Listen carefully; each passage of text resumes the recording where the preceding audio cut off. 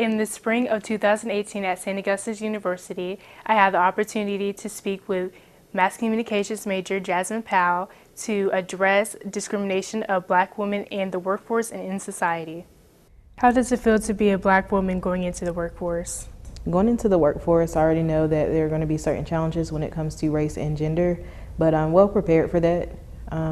Even if that includes kind of like getting yourself ready as far as the skills. You want to make sure you have all the skills that you know you need to have when it comes to the workforce you're going into, especially with communications.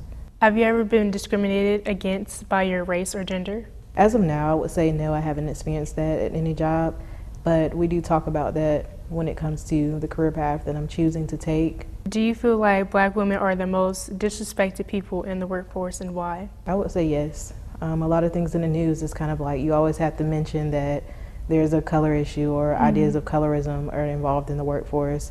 There are a lot of topics in the news that discuss that currently. What is your definition of colorism? Discriminating upon race.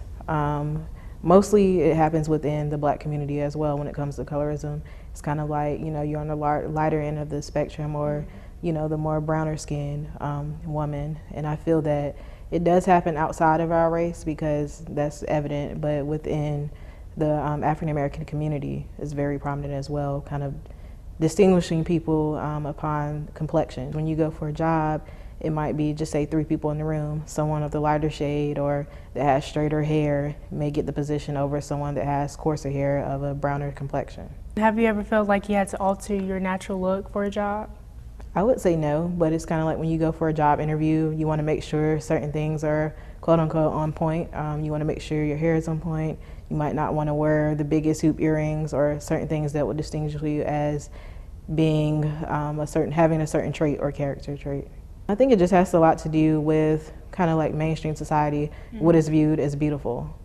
And if you have someone with straighter hair that meets those expectations of society standards, that's who they'll more likely pick. Do you think there are obstacles that Black women face are generational? A lot of them are generational. I think a lot of things are passed down from one generation to another, but I think a lot of things haven't really changed when it comes to colorism and gender and race. DJ 618. Oh.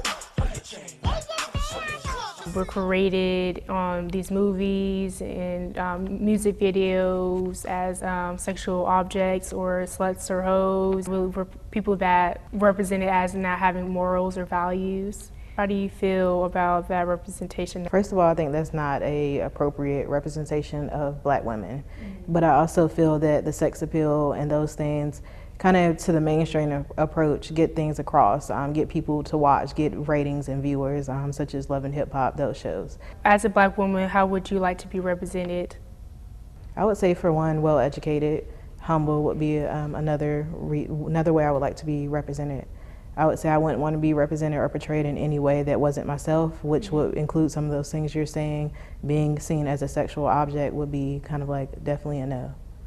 There has been some progress in the workplace and in society in general and how Black women are perceived. However, there's still a long way to go to create equality. Zariah Settles reporting.